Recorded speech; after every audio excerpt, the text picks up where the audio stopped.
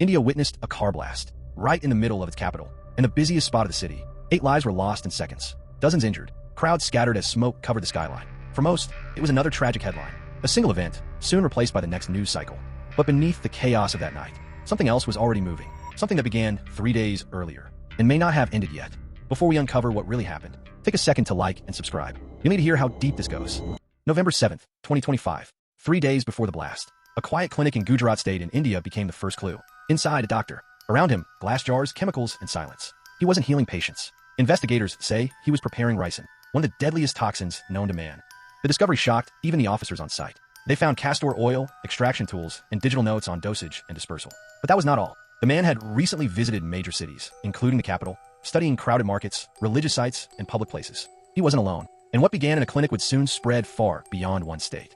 November 9th, 2025, a day before the explosion, another lead emerged, this time on the edge of the Delhi. A warehouse, rented under a false name, was filled with sacks of ammonium nitrate, wires, and detonators. The men behind it were not career criminals. They were doctors, engineers, and businessmen.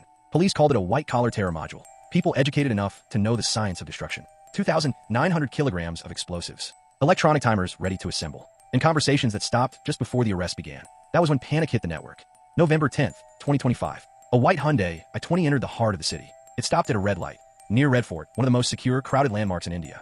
At 6:52 p.m., the light turned green, and the street turned to fire. 8 lives ended in seconds. Dozens more were caught in the blast wave, and the nation froze. The blast destroyed nearby vehicles and ignited panic in one of Delhi's busiest areas. Forensic teams later found traces consistent with ammonium nitrate fuel oil. The vehicle was traced to multiple previous owners, one of them reportedly a resident of Pulwama, Jammu and Kashmir.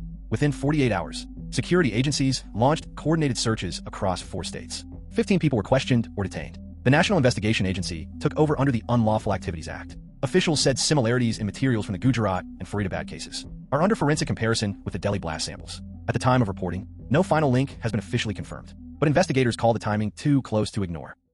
The God who created you is beyond faith, jealousy, greed, and sacrifice. When you cannot live and enjoy the life you have at this moment, there is no meaning in dedicating it to an uncertain afterlife. Religious brainwashing isn't faith. It is hate disguised as devotion.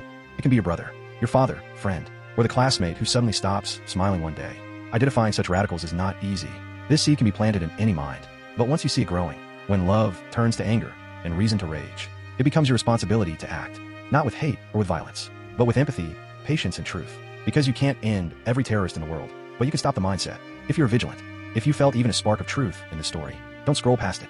Share it. Drop your thoughts in the comments, not for engagement, but for awareness. And if you believe the truth deserves a voice louder than propaganda, then like this video, subscribe, and stay alert, because the next story might not wait for the news to tell it.